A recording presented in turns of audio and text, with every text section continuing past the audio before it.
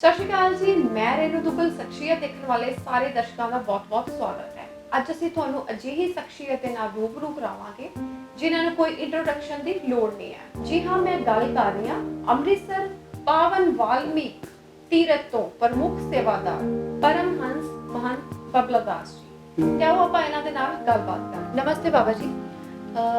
ਬਾਬਾ ਜੀ, ਸਭ ਤੋਂ ਪਹਿਲਾਂ ਤੁਹਾਡਾ ਤਾਂ ਸਾਡੇ ਸਟੂਡੀਓ ਦੇ ਵਿੱਚ ਬਹੁਤ-ਬਹੁਤ ਸਵਾਗਤ ਹੈ ਕਿ ਤੁਸੀਂ ਆਪਣਾ ਕੀਮਤੀ ਟਾਈਮ ਕੱਢ ਕੇ ਆਪਣੇ ਚਰਨ ਸਾਡੇ ਸਟੂਡੀਓ ਦੇ ਵਿੱਚ ਪਾਏ।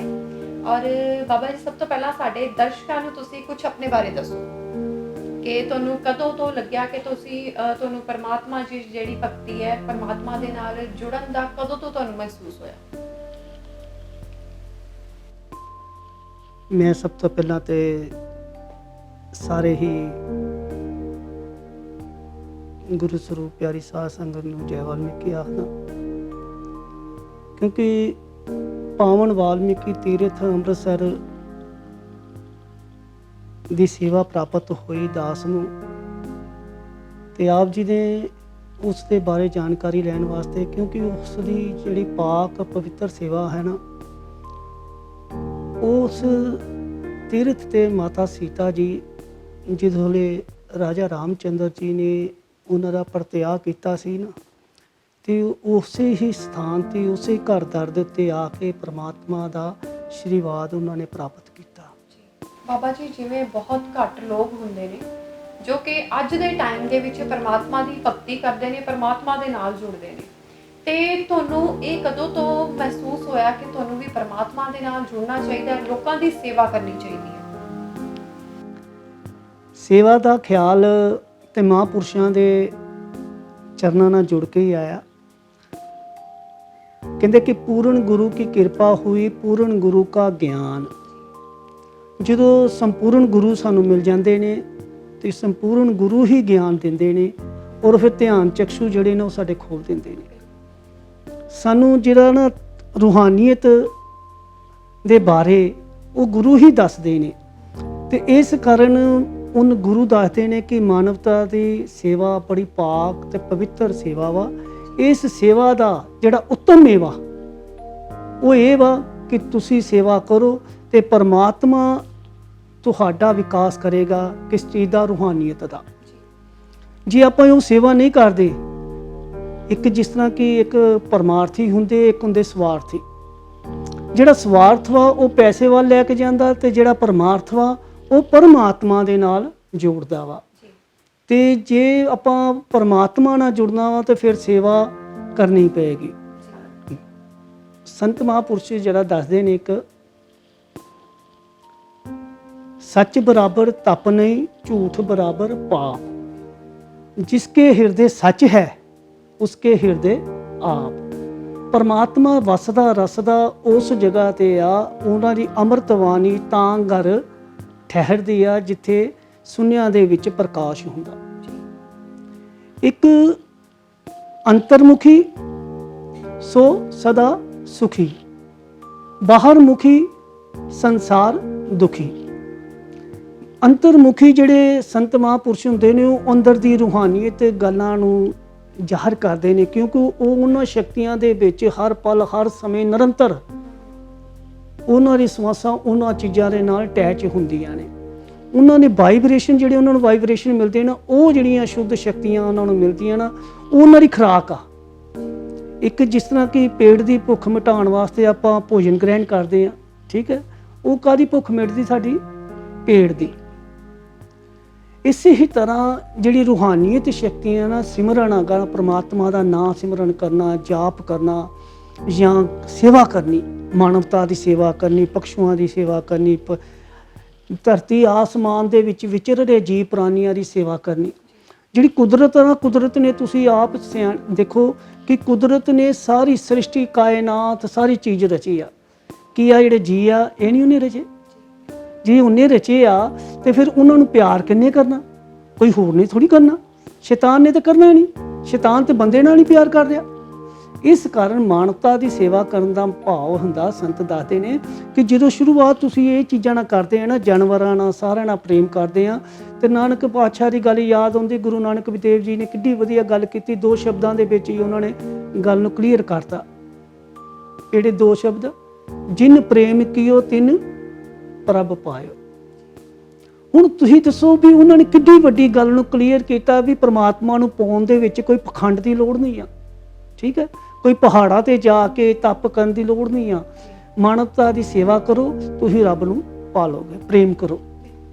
ਤੇ ਈਸ਼ਵਰ ਦਾ ਨਾਂ ਹੀ ਪ੍ਰੇਮ ਆ, ਹੈ ਨਾ, ਈਸ਼ਵਰ ਦਾ ਨਾਂ ਹੀ ਪ੍ਰੇਮ ਆ, ਤੇ ਈਸ਼ਵਰ ਨੂੰ ਜਾਣਨਾ ਹੀ ਪ੍ਰੇਮ ਕਰਨਾ ਹੀ ਪਵੇਗਾ, ਨਹੀਂ ਤੇ ਫਿਰ ਕੁਛ ਨਹੀਂ ਹੈ। ਬਾਬਾ ਜੀ, ਸਾਡੇ ਦਰਸ਼ਕਾਂ ਨੂੰ ਦੱਸੋ ਕਿ ਜੇਕਰ ਆਪਾਂ ਗੱਲ ਕਰੀਏ ਰੂਹਾਨੀਅਤ ਦੀ, ਰੂਹਾਨੀ ਸ਼ਕਤੀਆਂ ਦੀ, ਜਿਵੇਂ ਕਿ ਰੂਹਾਨੀ ਸ਼ਕਤੀਆਂ ਹੈਗੀਆਂ ਤੇ ਉਹਦੀਆਂ ਕੀ ਕੀ ਨਿਸ਼ਾਨੀਆਂ ਹੁੰਦੀਆਂ, ਉਸ ਬਾਰੇ ਸਾਡੇ ਦਰਸ਼ਕਾਂ ਨੂੰ ਕੁਝ ਦੱਸੋ। ਵਾਹ ਜੀ ਵਾਹ।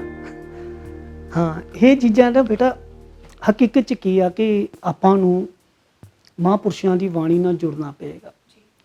ਜਿਵੇਂ ਕਿ ਗੁਰੂ ਗ੍ਰੰਥ ਸਾਹਿਬ, ਆਪਾਂ ਜਦੋਂ ਗੁਰੂ ਗ੍ਰੰਥ ਸਾਹਿਬ ਨੂੰ ਪੜ੍ਹ ਲਈਏ ਨਾ, ਮੇਰੇ ਖਿਆਲ ਨਾਲ ਕੋਈ ਵੀ ਬੰਦਾ, ਕੋਈ ਵੀ ਦੁਨੀਆ ਦਾ ਇਨਸਾਨ ਉਸ ਪਾਵਨ ਬਾਣੀ ਤੋਂ ਵਾਂਝਾ ਨਹੀਂ ਰਹਿ ਸਕਦਾ। ਰੂਹਾਨੀਅਤ ਦੇ ਨਾਲ ਉਹਦੇ ਅਟੈਚਿੰਗ ਹੋ ਜਾਏਗੀ। ਜੇ ਆਪਾਂ ਉਹਨੂੰ ਸਿਰਫ ਬਾਹਰੋਂ ਬਾਹਰ ਹੀ, ਹੁਣ ਜਿਵੇਂ ਕਿ ਪੱਥਰ ਆ, ਪੱਥਰ ਨੂੰ ਆਪਾਂ ਪਾਣੀ ਦੇ ਵਿੱਚ ਰੱਖ ਦੇਵਾਂਗੇ ਕਿ ਪਾਣੀ ਪੱਥਰ 'ਚ ਚਲ ਜਾਏਗਾ? ਨਹੀਂ ਨਾ ਜਾਏਗਾ। ਔਰ ਜੇ ਨਹੀਂ ਜਾਏਗਾ ਤੇ ਕਿ ਜਦੋਂ ਬਾਹਰ ਕੱਢਾਂਗੇ ਫਿਰ ਸੁਪੇਰਾ ਸੁਕਾਈ। ਜੇ ਅਸੀਂ ਉਸ ਅੰਮ੍ਰਿਤ ਬਾਣੀ ਦੇ ਵਿੱਚ ਬੈਠ ਕੇ ਆਤਮਾ ਰੂਪੀ ਹੀਰੇ ਨੂੰ ਡੁਬਕੀ ਨਹੀਂ ਲਗਾਉਂਦੇ ਤੇ ਆਤਮਾ ਦਾ ਸਾਖਸ਼ਾਤਕਾਰ ਦਰਸ਼ਨ ਨਹੀਂ ਕਰ ਪਾਵਾਂਗੇ। ਇਸੇ ਤਰ੍ਹਾਂ ਹੀ ਸੰਤ ਕਹਿੰਦੇ ਨੇ, ਉਹ ਆਪਣੀ ਬਾਣੀ ਦੇ ਵਿੱਚ ਫਰਮਾਉਂਦੇ ਨੇ ਕਿ ਸੇਵਾ ਮਾਨਵਤਾ ਦੀ ਨੇ ਜਿਹੜੀ ਆ ਨਾ, ਉਹ ਤੁਹਾਡੇ ਗਿਆਨ ਚਕਸ਼ੂ ਖੋਲ ਦਿੰਦੀ ਆ। ਜਿਸ ਲਈ ਸਾਡੇ ਗਿਆਨ ਚਕਸ਼ੂ ਖੁੱਲ ਜਾਂਦੇ ਆ ਤੇ ਧਿਆਨ ਜਿਹੜਾ ਨਾ ਇਕਾਗਰ ਹੋਣਾ ਸ਼ੁਰੂ ਹੋ ਜਾਂਦਾ, ਨਹੀਂ ਤੇ ਤੁਹਾਡਾ ਧਿਆਨ ਹੀ ਨਹੀਂ ਲੱਗੇਗਾ, ਠੀਕ ਹੈ। ਅੰਤਰਮੁਖੀ ਸੋ ਸਦਾ ਸੁਖੀ, ਬਾਹਰ ਮੁਖੀ ਸੰਸਾਰ। ਜਿਹੜੀ ਬਾਹਰਲੀਆਂ ਨੇ ਚੀਜ਼ਾਂ ਆਪਾਂ ਬਣਾ ਲੈਣਾ ਵੀ ਉਹ ਨਾਸ਼ਵਾਨ ਚੀਜ਼ਾਂ ਨੂੰ ਇਕੱਠੇ ਕਰਦੇ ਆ, ਤੇ ਜਿਹੜੇ ਸੰਤ ਮਹਾਂਪੁਰਸ਼ ਆ ਉਹ ਰੂਹਾਨੀਅਤ ਤੇ ਸ਼ਕਤੀਆਂ ਨੂੰ ਇਕੱਤਰ ਕਰਦੇ ਨੇ। ਉਹਨਾਂ ਸ਼ਕਤੀਆਂ ਦੇ ਵਿੱਚ ਤੇ ਉਹਨਾਂ ਚੀਜ਼ਾਂ ਦੇ ਵਿੱਚ ਅੰਤਰ ਆ। ਉਹ ਨਾਸ਼ਵਾਨ ਹੈ, ਇਹ ਸੰਸਾਰ ਸਾਰਾ ਹੀ। ਯੋਗ ਵਿਸ਼ਿਸ਼ਟ ਦੇ ਵਿੱਚ ਭਗਵਾਨ ਵਾਲਮੀਕੀ ਜੀ ਭਾਰਦਵਾਜ ਮੁਨੀ ਨੂੰ ਉਪਦੇਸ਼ ਕਰਦੇ ਹੋਏ ਫਰਮਾਉਂਦੇ ਨੇ कि ये संसार ऐसा है कि जैसे समुद्र में पानी का भंवर है, समुद्र में पानी के भंवर के जैसा ये संसार है। संसार की इच्छाओं वासनाओं से जीव बेचारा जो है वह फंसता ही चला जाता है, और उससे निकलने के लिए जीव को तगड़ा पुरुषार्थ करना चाहिए। हल्की वासनाएं जीव को नीची गति में गिरा देती है। ऐसा नहीं है कि जीव के पास खाने को नहीं है, खाने को तो सब कुछ मिल जाता है, लेकिन वासनाएं वासनाएं वासनाओं में जीव बेचारा जो है वह फंसता ही चला जाता है।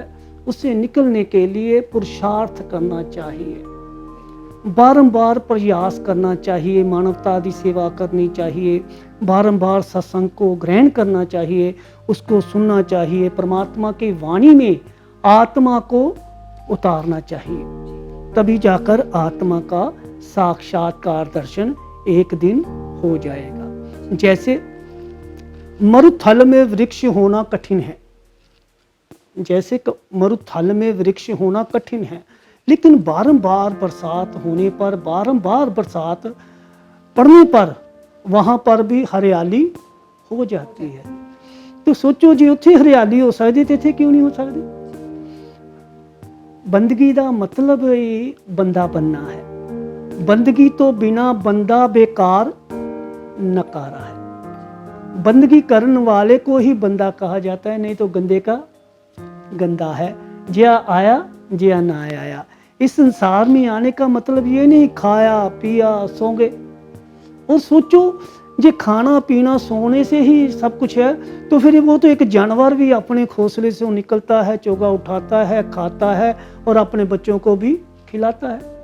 और सोचो जी आप में, इंसान में तो और जानवर में क्या फ़र्क है? कुछ भी नहीं। बंदा बनने के लिए ही, बंदे को बंदगी करने के लिए ही पैदा किया है। मन तू ज्योत स्वरूप है अपना मूल पहचान, आज तक तू शरीर को ही मैं मानता आया है। वास्तव में देखा जाए तो तू शरीर नहीं है। बाहर की चीजें जब तेरे आत्मदेव की सतह को छूती हैं तब मैं बन जाती हैं।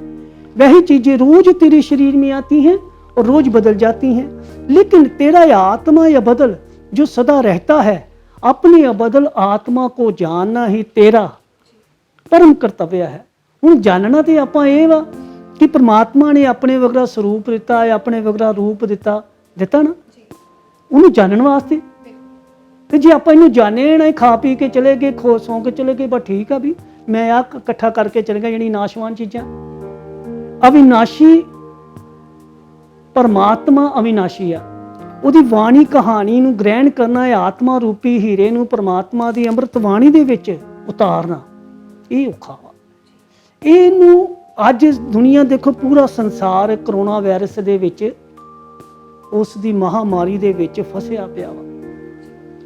ਔਰ ਤੁਸੀਂ ਦੇਖੋ ਕਿ ਜਿਸ ਸਥਾਨ ਤੋਂ ਤੁਸੀਂ ਸਾਨੂੰ ਬੁਲਾਇਆ ਇੱਥੇ ਆ ਇੰਟਰਵਿਊ ਵਾਸਤੇ, ਉੱਥੇ ਸਵੇਰ ਸ਼ਾਮ ਪਰਮਾਤਮਾ ਦੇ ਚਰਨਾਂ 'ਚ ਬੇਨਤੀ ਅਰਦਾਸ ਕੀਤੀ ਜਾਂਦੀ ਕਿ ਇਹ ਪਰਮਾਤਮਾ, ਜਿਹੜਾ ਕਰੋਨਾ ਦਾ ਵਾਇਰਸ ਪੂਰੇ ਸੰਸਾਰ ਦੇ ਵਿੱਚ ਫੈਲਿਆ ਔਰ ਬੜਾ ਵੱਡਾ ਵਿਰਾਟ ਰੂਪ ਧਾਰਨ ਕਰਕੇ ਦੁਨੀਆ ਦੇ ਉੱਤੇ ਹਮਲਾ ਕਰ ਰਿਹਾ ਔਰ ਦੁਨੀਆ ਨੂੰ ਤੁਸੀਂ ਦੇਖੋ ਕਿ ਨਾਸ਼ ਕਰ ਰਿਹਾ, ਇਸ ਦੇ ਵਿਰਾਟ ਰੂਪ ਨੂੰ ਸ਼ਾਂਤ ਕਰੋ। ਉੱਥੇ ਬੇਨਤੀ ਅਰਦਾਸ ਕੀਤੀ ਜਾਂਦੀ ਆ। ਔਰ ਇਹ ਚੀਜ਼ਾਂ ਜਿਹੜੀਆਂ ਨਾ ਅੱਜ ਸੰਸਾਰ ਦੇ ਵਿੱਚ, ਉਹ ਪ੍ਰਮਾਤਮਾ ਨੇ ਵੀ ਆਪਣਾ ਥੋੜਾ ਜਿਹਾ, ਐਵੇਂ ਆਪਾਂ ਕਹਿ ਸਕਦੇ ਹਾਂ, ਥੋੜਾ ਜਿਹਾ ਤੁਣਕਾ ਮਾਰਿਆ, ਹਲਾਇਆ। ਗੁੱਡੀ ਕਿਹੋ ਜਿਹੀ ਆ, ਗੁੱਡੀ ਸਦਾ ਨਾ ਰਹੇ ਚੜੀ, ਹੈ ਨਾ, ਨਾਮ ਜਪ ਲੈ ਘੜੀ ਦੋ ਘੜੀ। ਇਹ ਸਦਾ ਨਹੀਂ ਗੁੱਡੀ ਚੜੀ ਰਹਿਣੀ। ਇਹ ਸਿਮਰਨ ਕਰਨ ਦੇ ਨਾਲ, 2 ਘੜੀ ਦਾ ਸਿਮਰਨ ਕਿਹੜਾ ਨਾ, ਉਹ ਸਾਡਾ ਜਨਮਾਂ ਦੇ ਜਿਹੜੇ ਪਾਪ, ਜਿਹੜੇ ਨਾ ਸਾਡੇ ਕਸ਼ਟ ਨਸ਼ਟ ਕਰ ਦਿੰਦਾ। ਪਤਾ ਲੱਗ ਜਾਂਦਾ ਕਿ ਮੇਰਾ ਇਸ ਸੰਸਾਰ ਦੇ ਵਿੱਚ ਕਿਉਂ ਆ, ਮੈਂ ਕਿਉਂ ਵਿਸ਼ੇਸ਼ ਹਾਂ, ਕਿਉਂ ਮੈਨੂੰ ਪਰਮਾਤਮਾ ਨੇ ਇਸ ਕਾਰੋਬਾਰ ਦੇ, ਮੇਰੀ ਆਪਣੀ ਰੈਡੀਮੇਡ ਕੱਪੜੇ ਦੀ ਦੁਕਾਨ ਸੀ, ਕਾਰਖਾਨਾ ਮੇਰਾ ਆਪਣਾ ਬੁੱਕ ਬੈਂਡਿੰਗ ਦਾ ਸੀ 90 ਦੇ ਵਿੱਚ, ਲੇਕਿਨ ਮੈਨੂੰ ਪਰਮਾਤਮਾ ਨੇ ਕਿਰਪਾ ਹੀ ਐਸੀ ਕਰਤੀ, ਮੇਰਾ ਉਹ ਸਾਰਿਆਂ ਤੋਂ ਹੀ ਚੀਜ਼ਾਂ ਤੋਂ ਅਲੱਗ ਕਰਤਾ। ਅੱਜ ਇੰਨਾ ਸੰਘਰਸ਼ ਕਰਨ ਦੇ ਨਾਲ ਪਤਾ ਨਹੀਂ ਕਿਸ ਤਰ੍ਹਾਂ ਦੇ ਸੀਨ ਮੈਨੂੰ ਦੇਖਣ ਨੂੰ ਮਿਲਿਆ, ਲੇਕਿਨ ਮੈਂ ਉਹਦੀ ਰਜ਼ਾ ਵਿੱਚ ਹੀ ਰਿਹਾ। ਸਜ਼ਾ ਦੇਣੀ, ਮਜ਼ਾ ਦੇਣਾ ਉਹਦੇ ਇਖਤਿਆਰ ਆ। ਜੇ ਸਜ਼ਾ 'ਚ ਰੱਖਣਾ ਤੇ ਉਹਨੇ ਰੱਖਣਾ, ਮਜ਼ਾ ਦੇਣਾ ਤੇ ਉਹਨੇ ਦੇਣਾ। ਅੱਜ ਤੁਹਾਡੇ ਵਰਗੀਆਂ ਸੂਰਤਾਂ ਦੇ ਦਰਸ਼ਨ ਕਰ ਰਹੇ ਆ, ਇਹ ਮਜ਼ਾ ਵਾ। ਅੱਛੇ ਜੀਆਂ ਨਾਲ ਮਿਲਣਾ, ਇਹ ਮਜ਼ਾ ਵਾ। ਅੱਛੀ ਬਾਣੀ ਨਾਲ ਜੁੜਨਾ, ਇਹ ਮਜ਼ਾ ਵਾ। ਤੇ ਸਜ਼ਾ ਤੁਸੀਂ ਉਹ ਸਮਝਦੇ ਹੀ ਆ ਵੀ ਜਿਹੜੇ ਰੂਹਾਨੀਅਤ ਨਾਲ ਜੁੜਨਾ, ਇਹੋ ਹੀ ਮਜ਼ਾ ਵਾ। ਤੇ ਅਸੀਂ ਅੱਜ ਤੁਹਾਡੇ ਇਸ ਚੈਨਲ ਦੇ ਰਾਹੀਂ ਇਹ ਵੀ ਦੱਸਣਾ ਚਾਹੁੰਦੇ ਆ ਕਿ ਜ਼ਰੂਰ ਮਾਨਵਤਾ ਦੀ ਸੇਵਾ ਕਰੋ।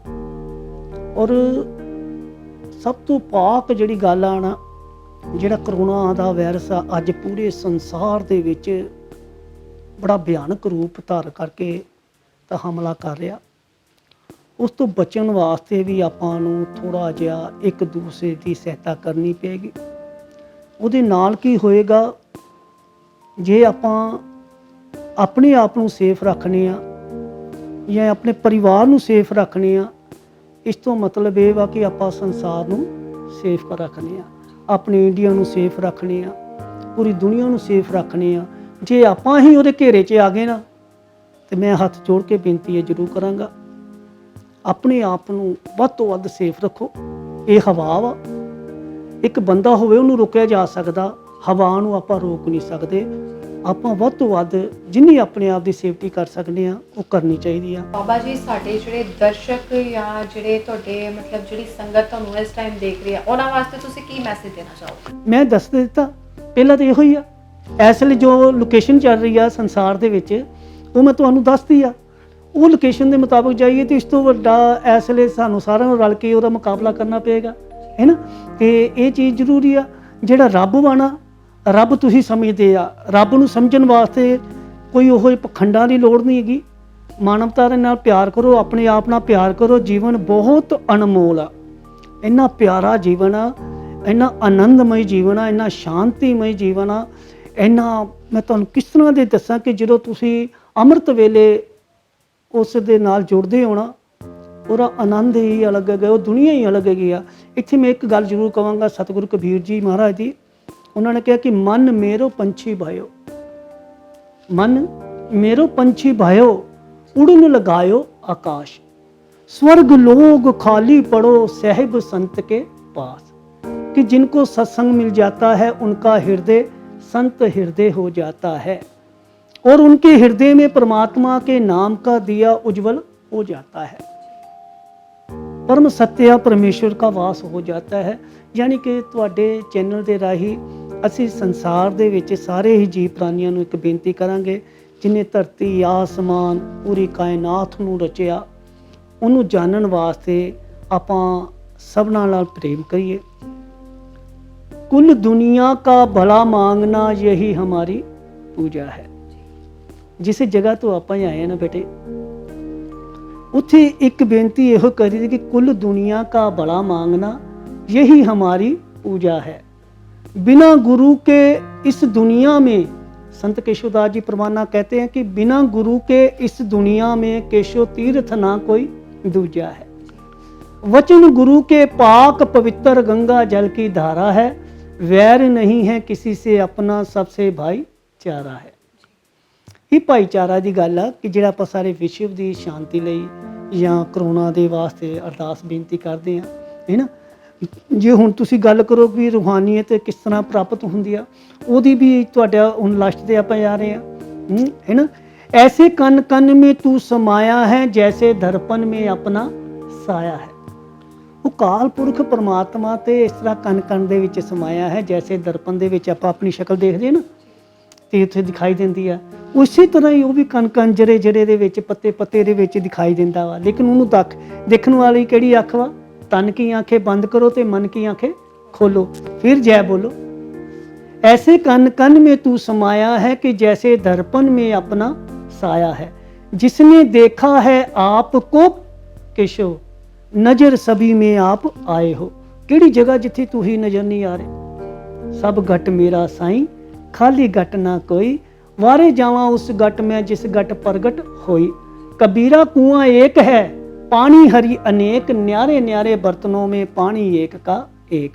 फिर शुद्ध वाइब्रेशन ਤੁਹਾਨੂੰ ਮਿਲਣਗੇ, ਸ਼ੁੱਧ ਸ਼ਕਤੀਆਂ ਤੁਹਾਡੇ ਇਰਦ ਗਿਰਦ ਘੁੰਮਣੀਆਂ ਸ਼ੁਰੂ ਹੋ ਜਾਣਗੀਆਂ। ਜਿਸ ਜਗ੍ਹਾ ਤੇ ਤੁਸੀਂ ਪੈਰ ਰੱਖੋਗੇ ਉਸ ਘਰ ਦੇ ਉਸ ਜਗ੍ਹਾ ਦੇ ਵਾਰੇ ਨਿਆਰੇ ਹੋ ਜਾਣਗੇ। ਇਸੇ ਲਈ ਮਹਾਂਪੁਰਸ਼ਾਂ ਨੇ ਲਿਖਿਆ, ਸੰਤ ਚਰਨ ਗੰਗਾ ਕੀ ਧਾਰਾ, ਚਰਨ ਪੜੇ ਤੋ ਹੋ ਵਿਸਤਾਰਾ।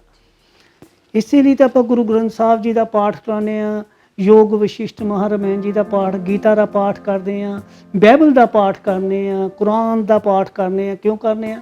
ਕਿ ਇੱਥੇ ਨਿਸਤਾਰਾ ਹੋ ਜਾਏ। ਇਹ ਸੀ ਬਾਬਾ ਜੀ ਜਿਨ੍ਹਾਂ ਨੇ ਸਾਨੂੰ ਰੂਹਾਨੀਅਤ ਦਾ ਔਰ ਮਨੁੱਖਤਾ ਦੀ ਸੇਵਾ ਕਰਨ ਦਾ ਜਿਹੜਾ ਸੰਦੇਸ਼ ਹੈ ਉਹ ਦਿੱਤਾ ਅੱਜ। ਔਰ ਅਗਲੀ ਵਾਰ ਫਿਰ ਇੱਕ ਨਵੀਂ ਸ਼ਖਸੀਅਤ ਦੇ ਨਾਲ ਤੁਹਾਨੂੰ ਲੈ ਕੇ ਰੂਬਰੂ ਹੋਵਾਂਗੇ। ਉਦੋਂ तक भी सत श्री अकाल। क्या आप अपने बिजनेस से परेशान हैं? तो जुड़िए हमारे साथ ग्लोबल हेडलाइन न्यूज के साथ और पाइए लाइफ टाइम बेनिफिट्स।